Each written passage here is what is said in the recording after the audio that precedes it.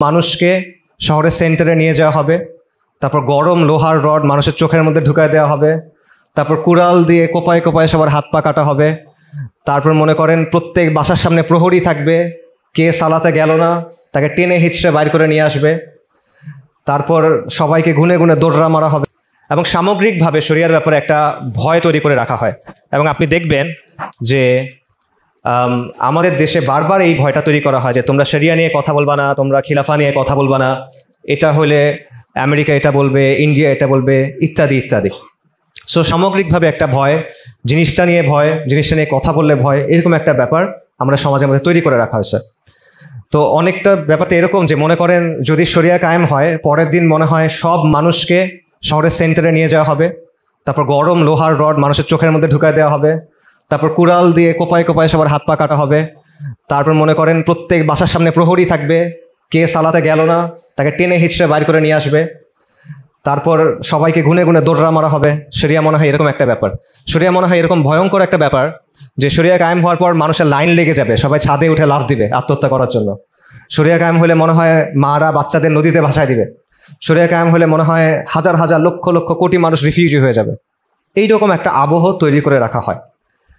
তো এটার পেছনে একটা লম্বা হিস্ট্রি আছে, কেন এই ব্যাপারটা হয়েছে, যে শরিয়ার ব্যাপারে এই নেতিবাচক দৃষ্টিভঙ্গিটা কেন, এই ভয়টা কেন, শরিয়াকে ট্যাবু কেন বানানো, মানে শরিয়া নিয়ে আপনি কথা বলতে পারবেন না। সব কিছু নিয়ে কথা বলা সম্ভব, আপনি মার্ক্সবাদ নিয়ে কথা বলতে পারবেন, সমাজতন্ত্র নিয়ে কথা বলতে পারবেন, লিবারেল ডেমোক্রেসি নিয়ে কথা বলতে পারবেন, যে কোনো কিছু নিয়ে আপনি কথা বলতে পারবেন, এমনকি হিন্দু রাষ্ট্র নিয়েও কথা বলতে পারবেন। বাংলাদেশের এরকম দল আছে যারা হিন্দু রাষ্ট্রের কথা বলে, অখণ্ড ভারতের কথা বলে, কিন্তু আপনি শরিয়ার কথা বলতে পারবেন না। এবং শরিয়ার কথা বললে মুসলিমদের একটা অংশ বা ইসলামী বলে পরিচিত মানুষদের একটা অংশ এসে আপনাকে চুপ করে দেবে যে এখন এসব কথা বইলো না, এটা ভালো না, ক্ষতি হবে না, তোমরা অবুঝ, তোমরা কেন এখন এসব বলতেছো, এরকম আর কি। তো এই জিনিসটা কেন তৈরি হয়েছে, এটার পেছনে অনেক অপপ্রচার আছে। এটা অপপ্রচারটার একটা অংশ এটা করছে হলো ওরিয়েন্টালিস্টরা, মুস্তাশরিকিন বা প্রাচ্যবিদ যারা, তাদের একটা অপপ্রচার আছে, যারা নিজেদেরকে প্রগতিশীল বলে বাট আসলে ইসলাম বিদ্বেষী, তাদের অপপ্রচারের একটা দিক আছে।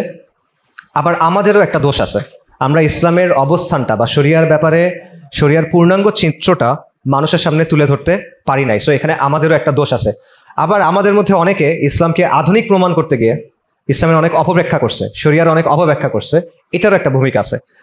তো আমি যেটা চেষ্টা করব সেটা হলো শরিয়ার ব্যাপারে এরকম কিছু ভুল ধারণা উল্লেখ করে সেগুলো একটু ভাঙাবার চেষ্টা করবে ইনশাআল্লাহ তাআলা।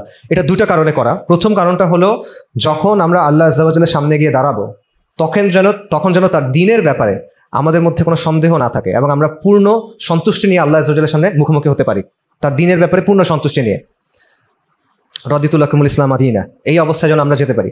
আর দ্বিতীয় সেটা হলো শরিয়ার ব্যাপারে কথা বলা, শরিয়ার চেতনা থাকা, শরিয়ার প্রতি ভালোবাসা থাকা, শরিয়া প্রতিষ্ঠা করার ইচ্ছা থাকা, এটা ইমানের দাবি, এটা প্রত্যেকটা মুসলিমের আবশ্যক দায়িত্ব।